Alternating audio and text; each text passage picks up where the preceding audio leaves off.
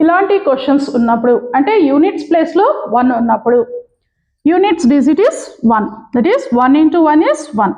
Next digit addition of remaining numbers, that is 4 plus 5, addition is 9. Next multiplication of these two numbers, 4 into 5 is 20. Next question, units place is 1. Next tens place is 9 plus 8, 17. ఇక్కడ 2 డిజిట్స్లో వస్తుంది కానీ మనం ఇక్కడ ఏం రాయాలా, single డిజిట్లో రాయాలి కాబట్టి 1 అనేది next డిజిట్కి carry చేసుకోవాలి. Next 9 into 8, last one is multiplication. 9 8s are 72, 72 plus 1, 73.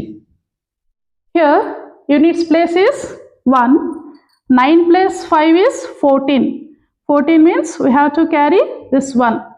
Next 9 5s are 45 plus 1, 46. ఈ క్వశ్చన్స్ సాల్వ్ చేయండి.